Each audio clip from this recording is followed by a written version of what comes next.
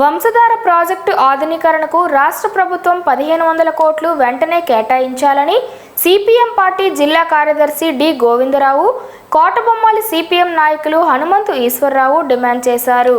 శ్రీకాకుళం నగరం స్థానిక సిపిఎం కార్యాలయంలో వారు మాట్లాడుతూ, వంశధార ప్రాజెక్టు శ్రీకాకుళం జిల్లా అభివృద్ధిలో గుండెకాయ వంటిది. వంశధార ప్రాజెక్టు నిర్మించి 50 సంవత్సరాలు కావస్తోంది.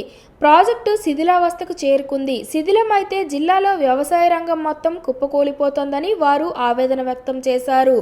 ఈ ప్రాజెక్టు ఆధునీకరణకు రాష్ట్ర ప్రభుత్వం ఎందుకు నిధులు కేటాయించడం లేదో వ్యవసాయ శాఖ మంత్రి కింజరపు అచ్చెన్నాయుడు గారు ప్రజలకు సమాధానం చెప్పాలని వారు డిమాండ్ చేశారు.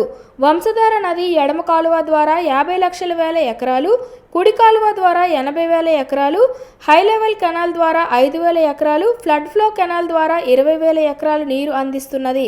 వంశధార ప్రాజెక్టు నిర్వహణకు నిధులు లేక శిథిలావస్థలో ఉన్నదని వారు ఆవేదన వ్యక్తం చేశారు. జిల్లా అభివృద్ధిలో కీలక పాత్ర పోషిస్తున్న వంశధార ప్రాజెక్టుకు రాష్ట్ర ప్రభుత్వం ఎందుకు నిధులు కేటాయించడం లేదని వారు ప్రశ్నించారు.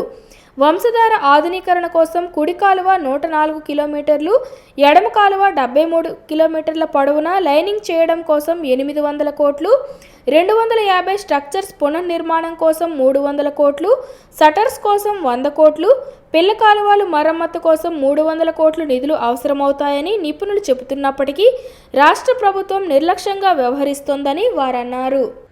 ఈరోజు వంశధార కాలువకు సంబంధించి ఆధునీకరణకు 1500 కోట్ల రూపాయలు కేటాయించాలని చెప్పి ఇవాళ సిపిఎం పార్టీగా మేము డిమాండ్ చేస్తున్నాం.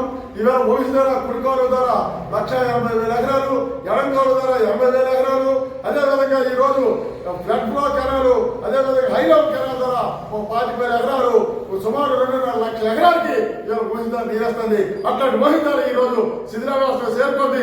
50 సంవత్సరాలు పూర్తిగా వస్తుంది. వెంటనే ఆధునీకరణ కేటాయించకపోతే మొత్తం జిల్లాలో వ్యవసాయం అంతా కూడా నాశనం అయిపోయే పరిస్థితి ఏర్పడుతుంది. అంతేకాదు ఈరోజు ఈ 1,500 కోట్లకు సంబంధించి ఒకటి వంశధార ఎడం కాలువ సుమారు 104 కిలోమీటర్లు, కుడి కాలువ 84 కిలోమీటర్లు, మొత్తం దాని లైనింగ్ అండ్ లెంతింగ్ చేయడానికి 800 కోట్ల రూపాయలు అవసరం అవుతుంది. అలాగే దీనికి 250 స్ట్రక్చర్స్ ఉన్నాయి.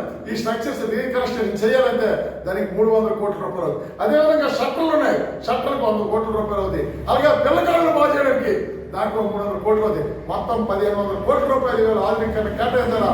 ఆ విధంగా కేటాయించకపోతే మాత్రం పోరాటాలు ఉధృతం చేస్తామని చెప్పి హెచ్చరిక జారీ చేస్తారు.